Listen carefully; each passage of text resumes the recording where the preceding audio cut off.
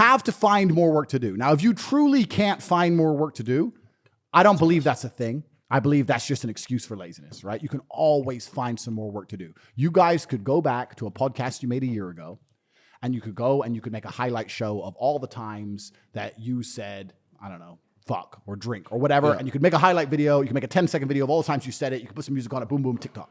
You can always find work to do. There's no such thing as no work. Carl? That's your next There's no such thing as no work. No such thing. So most people are lazy, right? The second thing that the people suffer from is arrogance.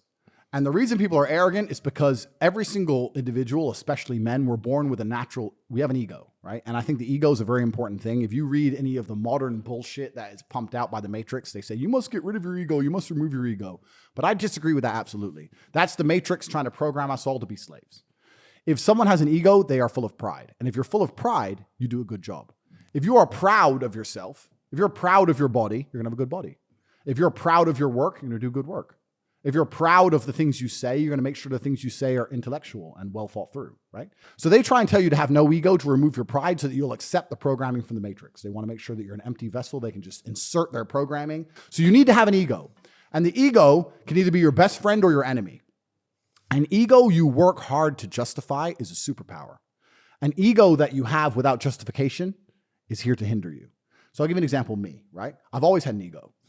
But I realized that I was full of shit having an ego if I wasn't actually a capable fighter who was rich as fuck with a dangerous world-class network.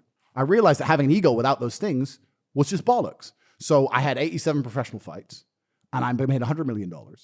And I built the war room and got one of the most powerful networks on the planet.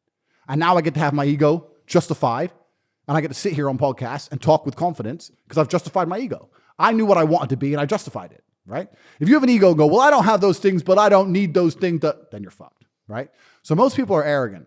I will sit here and tell the world on this podcast that I have a school called Hustlers University that teaches people how to make money online with 18 modern wealth creation methods. It's $49 a month. And there are people who still won't join. Oh, he's full of shit. I have a jet and a boat. 27 supercars. Not 15 you. I know people who Shell have company. Shell company. 15 mansions, etc. And they're going to sit there, listen to all of the things we've said and go, maybe he's lying. Because they are arrogant idiots. They're idiots, right? If Mike Tyson teaches you how, comes and says, I'm going to show you how to throw a punch. Do you sit there and go, well, you know what, Mike? It's not bad, but I wouldn't do it that way. Or would you sit and go, okay, Mike Tyson? Right? So I've always been a very good student. Everything I've learned from people. Even when I was a kickboxing world champion, I became world champion because I just blindly obeyed.